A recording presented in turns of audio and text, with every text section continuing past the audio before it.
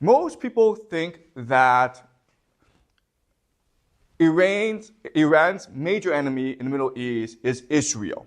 In fact, Iran's major enemy is Saudi Arabia. These two are bitter rivals. And to understand why, we have to look at their history. Okay? So the year is 1979. And at the start of 1979, Saudi Arabia and Iran are very good friends. Okay? So let's look at a map of the Middle East. Iran is here. It's next to Iraq. Saudi Arabia is down here. Then this is Egypt.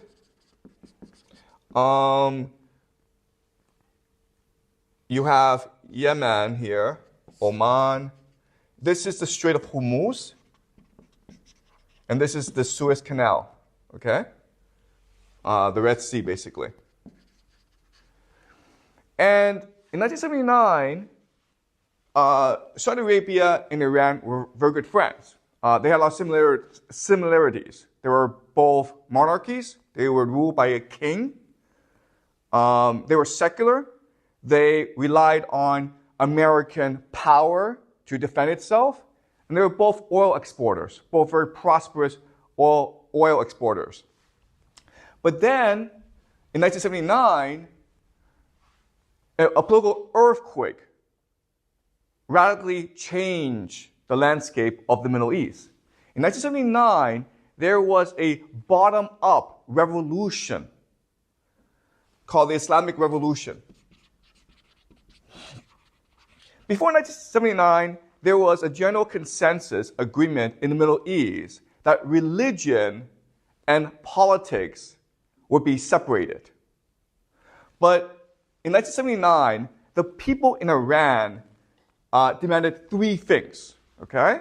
First, they demanded that the king, they will not be ruled by a king. Okay? That's the first demand. Second is that the U.S. should not interfere in domestic politics.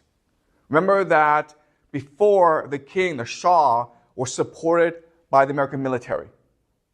And the third demand is that as a Muslim people, as people who believe in the Islamic religion, the government should be focused on Islamic law. Okay? So, in a referendum, 98% of the people of Iran voted to install an Islamic republic to replace their monarchy. And this was completely unexpected, and this caused an earthquake throughout the Middle East.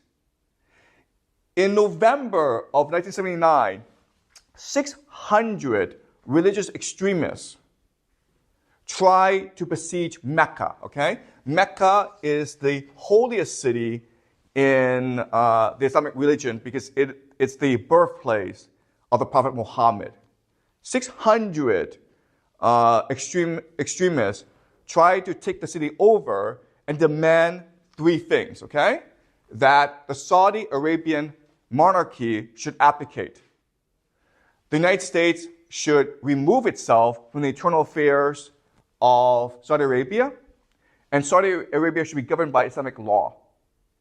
Now, this revolt was crushed by the military, but from that day on, Iran and Saudi Arabia became bitter enemies because they were both trying to install their vision of Islam on the Middle East.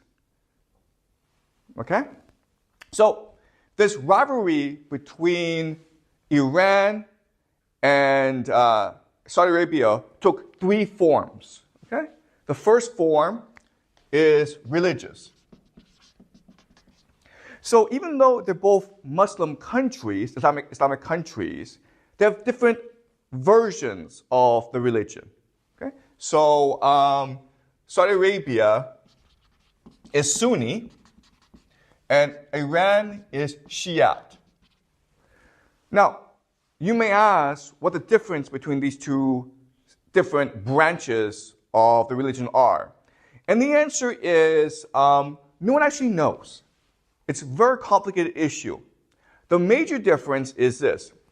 In 610, the Prophet Muhammad in Medina, in the city of Medina, he had a vision to found a new religion called Islam. Okay? And he spread this religion throughout the Middle East, throughout the Arab world, forever transforming the Middle East. When he died, there's a problem of succession. Who would succeed the Prophet as the leader of the religion? The Shia people believe that only people of Muhammad's bloodline can be the leaders of the religion. The Sunni disagreed and said that anyone who proved himself competent and faithful to religion could be the leader. And so for hundreds of years, these two groups, the Sunni and the Shia, fought a war over the succession. And this led to a bitter rivalry that's lasted to this day, okay? Now, the majority of people in the world, about 80%, are Sunni, okay? The majority of Muslims in the world are Sunni. 10% are Shia, okay? So, why this is important is that Saudi Arabia is a Sunni country, and Iran is a Shia country. And at the time of the revolution, Iran committed itself to spreading the Shia revolution throughout the world, okay?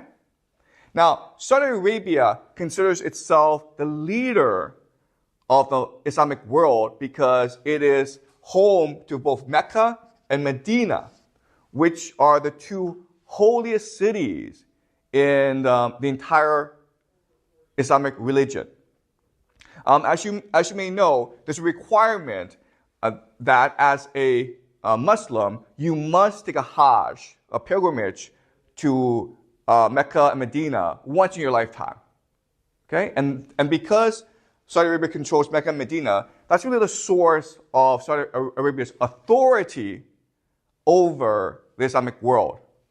Iran argues that because Saudi Arabia is ruled by a king, that's anti-Muslim. And because the United States is defended by the U.S. military, that's also anti-Muslim. Saudi Arabia is a heresy. Okay? So Iran is dedicated itself to subverting Saudi Arabia's authority.